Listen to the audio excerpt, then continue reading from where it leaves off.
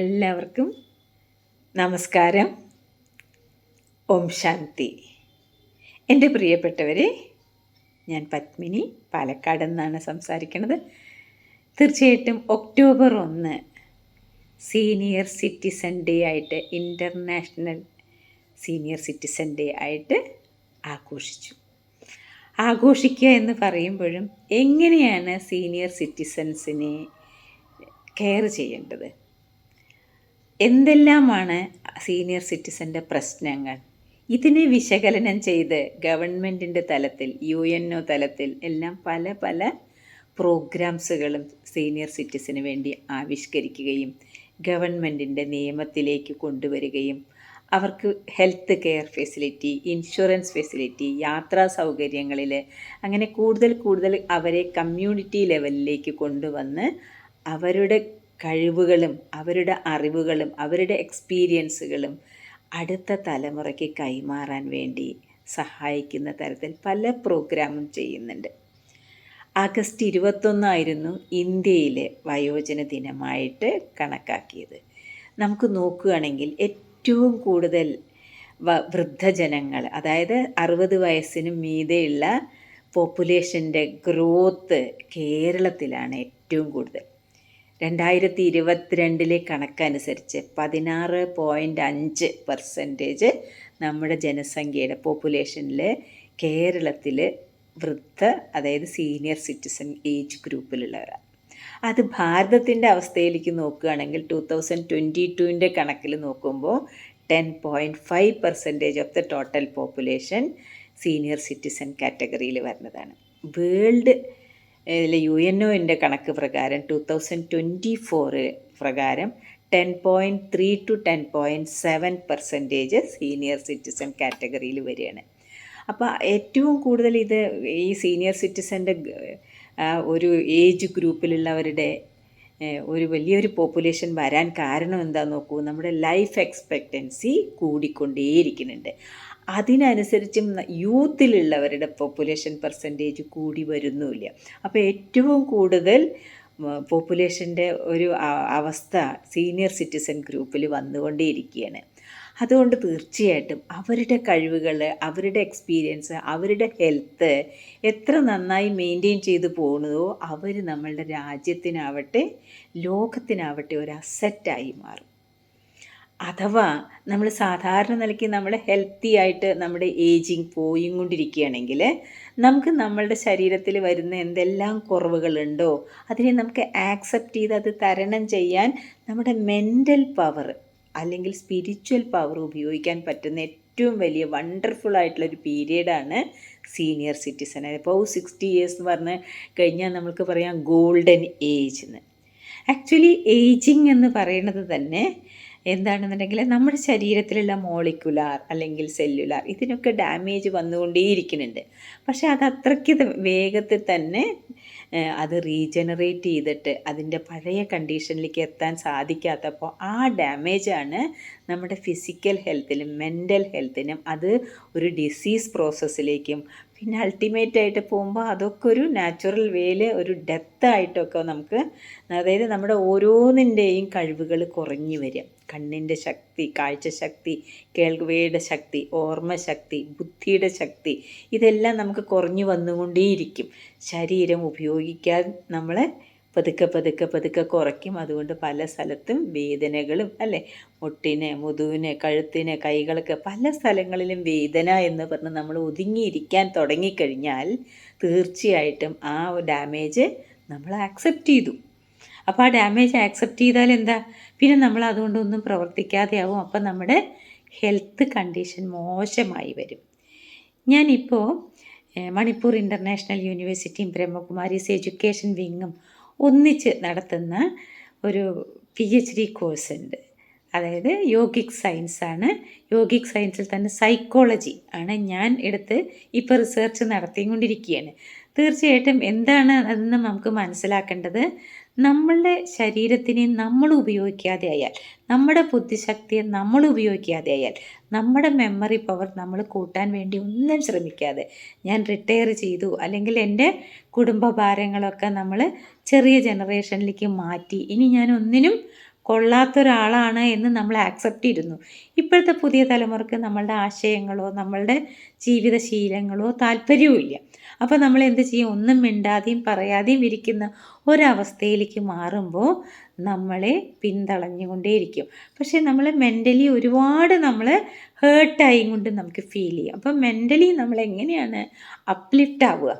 നമ്മൾ അവരോടൊത്ത് തന്നെ അവർക്ക് പറ്റുന്ന തരത്തിൽ നമ്മളൊരു മാതൃകയായിട്ട് നമ്മുടെ ഹെൽത്ത്, ഫിസിക്കലും മെൻ്റലും അതുപോലെ തന്നെ നമ്മുടെ സ്പിരിച്വൽ കപ്പാസിറ്റി ഉയർന്നുകൊണ്ടേയിരിക്കും.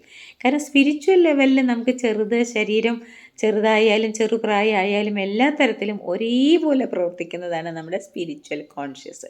നമ്മുടെ സ്പിരിച്വൽ കോൺഷ്യസ് നമ്മളെ എംപവർ ചെയ്തുകൊണ്ടേയിരിക്കുകയാണെങ്കിൽ ഒരു ഡിവൈൻ ടച്ചുള്ള ഒരു ശക്തി നമ്മളിലേക്ക് ആകർഷിച്ചു കൊണ്ടേയിരിക്കും. അതാണ് എൻ്റെ ടോപ്പിക്ക് തന്നെ, study the effect of Raja Yoga meditation practice for healthy ageing among senior citizen.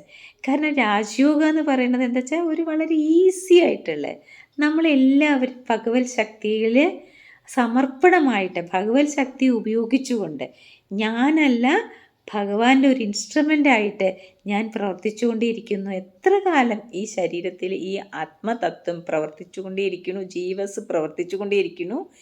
ഞാൻ എനർജൈസായി തന്നെ എൻ്റെ കർമ്മങ്ങളെല്ലാം എനിക്കും എൻ്റെ കുടുംബത്തിനും എൻ്റെ സമൂഹത്തിനും എൻ്റെ രാജ്യത്തിനും ലോകത്തിനും മുഴുവൻ ഞാൻ ചെയ്യും എന്നുള്ള ഒരു സമർപ്പണ ഭാവമാണ് ഈശ്വരീയ അല്ലെങ്കിൽ ഭഗവാന്റെ മുന്നിൽ സമർപ്പണാവുക പറഞ്ഞ് ഭഗവാന് നമ്മളെ കൊണ്ട് ഒരാവശ്യവുമില്ല. പക്ഷേ ഈ ലോക നന്മയ്ക്ക് നമ്മളും നമ്മുടെ സമയത്തിനെ ഉപയോഗിച്ചു കൊണ്ടേയിരിക്കുക. നമ്മുടെ ഉള്ളിൽ ഒരുപാട് പോസിറ്റീവ്നെസ്, ഒരുപാട് എക്സ്പീരിയൻസുകളുടെ വലിയൊരു അബണ്ടൻസ് ഓഫ് ഒരു അസറ്റാണ് ആക്ച്വലി. അത് നമുക്ക് ഉപയോഗിക്കാനുള്ള സമയം, ഫ്രീ ആയിട്ട് നമ്മുടെ ഇഷ്ടത്തിനനുസരിച്ച് ജീവിക്കാനുള്ള സമയം അല്ലേ, ആ സമയങ്ങളെല്ലാം സതുദ്ദേശം. കാരണം നമ്മുടെ നോക്കൂ, നമുക്ക് ഉറക്കക്കുറവ് വരും അല്ലേ. ഉറക്കക്കുറവ് അതൊരു അസുഖമൊന്നുമല്ല. നമുക്ക് അത്ര ഉറങ്ങുമ്പോൾ തന്നെ നമ്മുടെ ഹെൽത്ത് റിക്രൂട്ട്മെൻറ്റ് ചെയ്യാനുള്ളതായി. കാരണം നമ്മൾ അത്രയേ പ്രവർത്തിക്കുന്നുള്ളൂ. നല്ല അധ്വാനിച്ച ആൾക്കാർ ഡീപ്പായിട്ട് പെട്ടെന്ന് ഉറങ്ങുക, അവർക്ക് അവരെ ക്ഷീണം അങ്ങനെയാണ് മാറ്റണമെങ്കിൽ നമുക്ക് പതുക്കെ പതുക്കെ ഉണർന്നിരിക്കുമ്പോൾ തന്നെ ഒരു രാജകീയ ഭാവത്തോടു കൂടി ദൈവിക മൂല്യങ്ങളും ശക്തികളും നിറയ്ക്കുന്ന ഒരു മെഡിറ്റേഷൻ എന്ന് പറയുമ്പോൾ തന്നെ എന്താ, നമ്മൾ ഭഗവാനോടൊന്ന് മീഡിയേറ്റ് ചെയ്യുന്നു. ഞാൻ ഭഗവാന്റെ അടുത്തേക്ക് വരാനുള്ള സമയം എത്തിക്കഴിഞ്ഞു. ഞാൻ എങ്ങനെയാണ് തിരിച്ചു വരേണ്ടത്? എങ്ങനെയാണോ ഭൂമിയിലേക്ക് എത്ര പ്യൂറായിട്ടാണോ വന്നത് അതേപോലെ തിരിച്ചു പോകുമ്പോൾ, അങ്ങനെ തിരിച്ചു പോകാൻ കഴിയുന്നതാണ് നമ്മൾ സ്വർഗത്തിലേക്ക് എത്തുന്നു അല്ലേ. അതായത് സ്വർഗീയമായ സുഖത്തിലേക്ക് തന്നെ പോകണം. അല്ലെങ്കിൽ നമ്മൾ അവിടെ നമ്മുടെ വെയിറ്റ് അനുസരിച്ച്, നമ്മുടെ ക്വാളിറ്റി അനുസരിച്ച് നമ്മുടെ പ്രതലം ഭൂമിയുടെ മുകളിൽ ആത്മലോകം, അത് ആ ആത്മലോകത്തേക്ക് എത്താൻ പറ്റാതെ നമ്മൾ ഇടയ്ക്കിടയ്ക്ക് തങ്ങിപ്പോകുന്ന ഒരു രീതിയിലേക്ക് നമ്മുടെ ശരീരത്തിൽ നിന്ന് ആത്മാവ് വിട്ടാലും ഉണ്ടാവുമെന്നാണ് പറയണത്. കാരണം എവിടെയാണോ തങ്ങണത് അതിൻ്റെ ക്വാളിറ്റിയിലാണ് പിന്നെ നമ്മുടെ അടുത്ത തിരിച്ചു വരവ്. പക്ഷെ നമ്മൾ ഡയറക്റ്റ് അങ്ങോട്ട് ഭഗവാന്റെ ആ സദസ്സ്, ആ സ്രോതസ്സിൻ്റെ അതിലേക്ക് തന്നെ നമ്മൾ എത്തുകയാണെങ്കിൽ നമുക്ക് അടുത്തൊരു വരവും വളരെ എനർജൈസ് ആയിട്ടുള്ളൊരു ഡിവൈൻ പവറുള്ള ഒരു ദിവ്യതയുള്ള ദൈവിക ഗുണങ്ങളും ശക്തികളും പറയും. ഒരു മനുഷ്യൻ്റെ ഗുണങ്ങൾക്ക് വളരെ ലിമിറ്റഡാണ്. ദൈവിക ഗുണം പറഞ്ഞാൽ ഭഗവാന്റെ ശക്തികളെ നമ്മളിലേക്ക് നിറച്ചാൽ നമ്മൾ അനേകർക്ക് നന്മ ചെയ്യുന്ന തരത്തിലുള്ള ഒരു ക്വാളിറ്റി ഓഫ് മൈൻഡും കൊണ്ടാണ് നമ്മൾ ഈ ശരീരത്തിൽ നിന്ന് ഈ ഭൂമിയിൽ നിന്ന് പോണത്. അതിൻ്റെ പുണ്യത്തിൻ്റെ ഒരു വലിയ കൂട് അല്ലേ, ഒരു വലിയൊരു എന്താ പറയേണ്ടത് സേവിങ്സ്. നമ്മൾക്ക് പറയും സ്ഥൂലമായിട്ട് നമ്മൾ സേവിങ്സ് ഉണ്ടാക്കാൻ ശ്രമിക്കാറുണ്ട്. ഈ വാർദ്ധക്യത്തിൽ എല്ലാവരും ചെയ്യണത് നോക്കിക്കോളൂ. നമ്മുടെ സേവിങ്സ് മുഴുവൻ നമ്മളുടെ ശരീരത്തിനെ സംരക്ഷിക്കാനുള്ള ഹെൽത്ത് കെയർ, മെഡിക്കൽ എയ്ഡിന് വേണ്ടി മാറ്റി വയ്ക്കുക. ഒരു പക്ഷേ നമ്മുടെ ഇല്ലെങ്കിൽ നമ്മുടെ കുടുംബാംഗങ്ങൾ അതിനു വേണ്ടി ഒരു വലിയൊരു ബേർഡനായിട്ട് എങ്ങനെയാണ് ഈ പാരൻസിനെ, ഗ്രാൻഡ് പാരൻസിനെ നോക്കുക, അവരെ എങ്ങനെ അങ്ങനെ അവസാനം ഓൾഡ് ഏജ് ഹോമിലേക്കോ ഹെൽത്ത് കെയറിലേക്കോ ഒക്കെ നമ്മളെ മാറ്റേണ്ടി വരുന്നത് എന്താ, നമ്മൾ അവരുടെ മുന്നിൽ ഒരു ബേർഡനായി മാറുമ്പോഴാണ്. അപ്പോൾ എനിക്ക് എൻ്റെ കൂട്ടുകാരെ, എന്നെപ്പോലെയുള്ള ഞാനും 65 വയസ്സിലേക്ക് എത്തിയിട്ട് ഇന്നും ഞാൻ എൻ്റെ ശരീരത്തിനെ ഉദ്ദേശത്തോടു കൂടി ഉപയോഗിക്കാൻ കഴിവുള്ള ഒരു തരത്തിലുള്ള ആരോഗ്യക്ഷതവും എനിക്ക് സംഭവിക്കാതെ, ഒരസുഖത്തിനും അടിമപ്പെടാതെ, ഒരു മരുന്നുകളും തുടർച്ചയായി കഴിക്കേണ്ടതൊന്നും എനിക്കില്ലാതെ ഒരു മെഡിക്കൽ കെയറിൻ്റെ സപ്പോർട്ടോടു കൂടി അല്ലാതെ ജീവിക്കുന്ന ഒരു രീതിയിൽ ഞാൻ ജീവിച്ചു പോരുന്നുണ്ടെങ്കിൽ 2006 മുതൽ എൻ്റെ ജീവിതത്തിൻ്റെ ലൈഫ് സ്റ്റൈല് തന്നെ ഒരു പോസിറ്റീവ് സ്റ്റൈല്, ഒരു സ്വാത്വികമായതിൽ മാത്രം ഞാൻ ഇടപെടുന്നു. അതിൽ നിന്ന് കിട്ടുന്നതെല്ലാം എനിക്കും എന്നിൽ നിന്നുള്ളത് അവർക്കും കൊടുക്കാൻ എനിക്ക് തന്നെ ഒരു വിധി ഞാൻ എൻ്റെ എല്ലാ റിലേഷൻഷിപ്പിലും കൊണ്ടുപോകും. അവർക്ക് ഞാനൊരാശ്രയം അല്ലെങ്കിൽ അവരുടെ ആശ്രയം എനിക്ക് എടുക്കുമ്പോഴും ഒരു സന്തോഷം. ഈ മ്യൂച്വൽ അണ്ടർസ്റ്റാൻഡിങ്ങും റിലേഷൻഷിപ്പും നമ്മളെ എത്ര പടുത്തുയർത്തുന്നു. ഞാൻ വളർന്ന കുടുംബത്തിൽ എനിക്ക് കിട്ടിയ ബന്ധുമിത്രാദികളിൽ, ഞാൻ പഠിച്ച് വളർന്ന എൻ്റെ കൂട്ടുകാരിൽ, ഞാൻ ജോലി ചെയ്ത എൻ്റെ എല്ലാ ഓർഗനൈസേഷൻ ESI കോർപ്പറേഷനിലെ എല്ലാവരോടും, ഞാൻ ഇപ്പോൾ വീണ്ടും പ്രവർത്തിച്ചു കൊണ്ടിരിക്കുന്ന ഇന്ത്യൻ കോപ്പറേറ്റീവ് ക്രെഡിറ്റ് സൊസൈറ്റിയിലെ കുടുംബാംഗങ്ങളോടും, അതൊരു മൾട്ടി സ്റ്റേറ്റ് കോപ്പറേറ്റീവ് സൊസൈറ്റിയാണ്. അതിൽ ഞാൻ ഡെവലപ്മെൻറ്റ് സെക്ടറിൽ വർക്ക് ചെയ്തുകൊണ്ടിരിക്കുന്നു. അവിടെ റിട്ടയർമെൻ്റ് ഇല്ല അന്ത്യം വരെ. നമ്മൾ എന്ത് പ്രവർത്തിച്ചു അത് നമ്മുടെ നോമിനിക്ക് പോലും ആ സെയിം സ്റ്റാറ്റസ് പകർന്നു കൊടുക്കാം എന്നുള്ളത് കൊണ്ട് നമുക്കൊരു നിക്ഷേപത്തിനോ അല്ലെങ്കിൽ ആ ഒരു എല്ലാവർക്കും ഒരു സേവിങ്സ് ഉണ്ടാക്കി കൊടുക്കുക, അല്ലെങ്കിൽ സേവിങ്സ് ഉണ്ടാക്കി കൊടുക്കാനുള്ളൊരു മനസ്സുണ്ടാക്കി കൊടുക്കുക. കാരണം എന്തിൻ്റെയും ബേസ്മെൻറ്റിൽ നമുക്ക് സാമ്പത്തികമായ തളർച്ച പാടില്ല. മിനിമം നമുക്ക് ജീവിക്കാനുള്ളത് നമ്മുടെ കയ്യിൽ നമ്മൾ തന്നെ സ്വരൂപിക്കുന്നതാണ് സത്യത്തിൽ സേവിങ്സ്. അത് മറന്നൊരു ജീവിതം ജീവിക്കുന്ന ഈ യുവതലമുറകൾക്ക് അതും പകർന്നു കൊടുക്കാൻ ഞാനിപ്പോൾ പ്രായോഗിക തലത്തിൽ കൊണ്ടുപോകുമ്പോൾ ഞാനൊരു ആക്റ്റീവായിട്ട് ജോലിയുണ്ട് എങ്കിൽ ഞാൻ എൻ്റേതായിട്ടുള്ള എല്ലാ കുടുംബത്തിൻ്റെ ബാധ്യതകളും കുടുംബങ്ങളോടുള്ള കടപ്പാടുകളും സമൂഹത്തിലും ഞാൻ എവിടെയൊക്കെ വർക്ക് ചെയ്തോ ഇപ്പോഴും ESI കോർപ്പറേഷൻ്റെ ഏറ്റവും അധികം പ്രൊമോട്ട് ചെയ്തുകൊണ്ടിരിക്കുന്ന അതിൻ്റെ ഗുണങ്ങൾ മറ്റുള്ളവർക്ക് എത്തിക്കാൻ വേണ്ടി എന്നാലാവുന്നത് ചെയ്യുന്ന അതേപോലെ എൻ്റെ കഴിവുകളെല്ലാം കൗൺസിലിങ്ങിൽ, വാല്യൂ എഡ്യൂക്കേഷൻ എല്ലാം മാസ്റ്റർ ഡിഗ്രി എടുക്കാൻ എനിക്ക് ബ്രഹ്മകുമാരി ഈശ്വരീയ വിശ്വവിദ്യാലയത്തിലൂടെ സാധിച്ചത് എല്ലാം മറ്റുള്ളവർക്ക് ഫ്രീ ആയിട്ട് പകർന്നു കൊടുത്തുകൊണ്ടേയിരിക്കുന്ന ഒരു വലിയ സന്തോഷത്തിൻ്റെ നിറകുടമായി മാറാൻ എനിക്ക് ഇപ്പോഴും സാധിക്കുന്നത് ശരിക്കും ഒരു ദൈവികമായ വരദാനമായിട്ടാണ്. അത് ബ്രഹ്മകുമാരി ഈശ്വരീയ വിശ്വവിദ്യാലയത്തിലൂടെ ഞാൻ പഠിച്ച രാജയോഗ ലൈഫ് സ്റ്റൈൽ. എല്ലാവർക്കും അറിയാം ജീവിതത്തിലെ എല്ലാ തരത്തിലുള്ള അസുഖങ്ങളും ഒരു ലൈഫ് സ്റ്റൈലിൻ്റെ നെറ്റ് റിസൾട്ടാണ്. പക്ഷേ ഇങ്ങനെ ലൈഫ് സ്റ്റൈൽ മാറ്റും ഒന്നും വേണ്ട. നമ്മൾ ചെയ്യുന്നത് ശരിയാണോ തെറ്റാണോ, നമ്മൾ കഴിക്കുന്നത് നല്ലതാണോ ശരിയാണോ, ഇതെൻ്റെ ശരീരത്തിന് ഗുണം ചെയ്യോ തെറ്റ് ചെയ്യോ എന്നൊന്ന് തിരിച്ചറിവാണ് ശരിക്കും ജ്ഞാനം. ഈ അറിവാണ് നമ്മുടെ ബ്രഹ്മകുമാരി ഈശ്വരീയ വിശ്വവിദ്യാലയത്തോട് ഡെയിലി കിട്ടുന്നത്. ആരും നമ്മളെ കറക്റ്റ് ചെയ്യില്ല.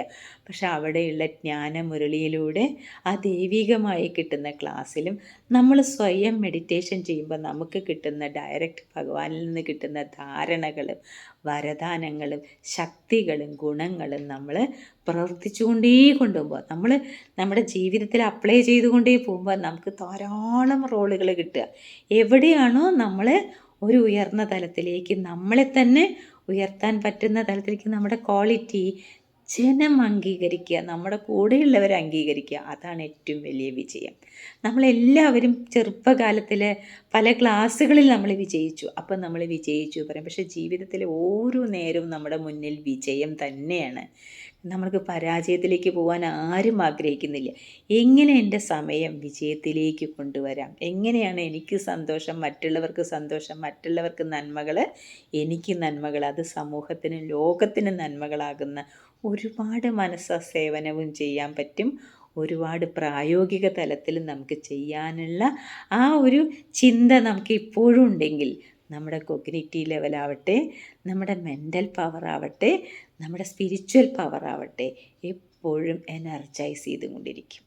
അപ്പോൾ നമ്മുടെ എല്ലാ സെല്ലുകളും ഏത് മോളിക്യൂൾ തരത്തിലാണോ സെൽ തരത്തിലാണോ ഇതൊക്കെ ഓട്ടോമാറ്റിക്കലി റീജനറേഷൻ നടന്നുകൊണ്ടേയിരിക്കും. കാരണം നമ്മൾ അത്രയും പോസിറ്റീവ് എനർജി യൂത്ത് പോലെ നമ്മൾ പ്രസരിപ്പിച്ചുകൊണ്ടേയിരിക്കുകയാണ്. അതുകൊണ്ട് ഞാൻ പറയുന്നു, നമ്മുടെ ജീവിതകാലം, ഇനിയുള്ള കാലം, അതേത് സമയത്താണോ നമുക്കൊരു തിരിച്ചറിവുണ്ടായത്, ഒരു ഹെൽത്തി ആയിട്ട് നമ്മുടെ ഏജിനെ നമ്മൾ കൊണ്ടുപോയി എല്ലാവരുടെയും ഏജ് കൂടിക്കൊണ്ടിരിക്കുന്നുണ്ട്. ഓരോ ഏജ് കൂടുമ്പോഴും നമുക്ക് യൂത്താവുമ്പോൾ ഉയർന്നു വരാൻ മോഹം ഉണ്ടാവും. പക്ഷെ ഒരു പ്രായമാകുമ്പോൾ നമ്മുടെ ഏജിനെ നമ്മൾ തന്നെ അയ്യോ ഞാൻ ആ ഏജിലെത്തി അല്ല, നമ്മൾ ഓരോ സമയവും ഓരോ പടി കയർന്നുകൊണ്ടിരിക്കുക തന്നെയാണ്. ഇന്ന് വിജയദശമി ആയ ദിവസത്തെ കൊണ്ട് നമ്മൾ ഓരോരുത്തരും വിജയത്തിലേക്ക് തന്നെ ഉയരേണ്ടത്. വിജയം എന്ന് പറയുന്നത് നമ്മൾ ചെയ്യുന്ന കർമ്മത്തിന് നമുക്ക് കിട്ടുന്ന സന്തോഷം തന്നെയാണ് വിജയം.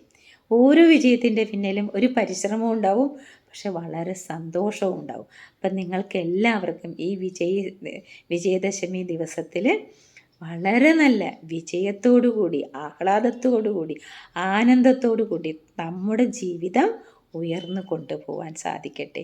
ഇന്നലെ ആയിരുന്നു വാർദ്ധക്യ ദിനത്തിൽ, എങ്കിൽ കൂടി ഇന്നത്തെ വിജയമാണ് എനിക്ക് നിങ്ങളോട് പറയാനുള്ളത്. ഇത്ര അഷ്ടലക്ഷ്മികളെ പൂജിച്ച് അല്ലേ, കൊലുവെച്ചും നമ്മുടെ ജീവിതത്തിൻ്റെ ആ ഇറക്കത്തെ നമ്മൾ പൂജിച്ചു. പക്ഷേ ഇനി ഉയരങ്ങളിലേക്ക് പോകാൻ, നമ്മൾ വിജയത്തിലേക്ക് പോകാൻ വിദ്യ ആവശ്യമാണ്, ജ്ഞാനം ആവശ്യമാണ്. അതുകൊണ്ട് നമ്മൾ അവസാനം ആരുടെ മുന്നിലാണ് എത്തണത്?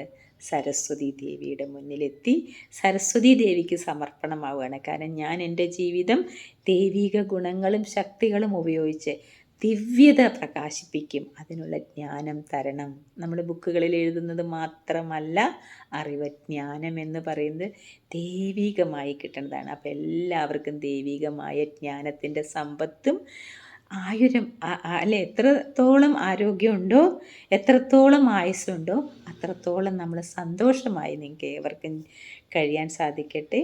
ഓം ശാന്തി.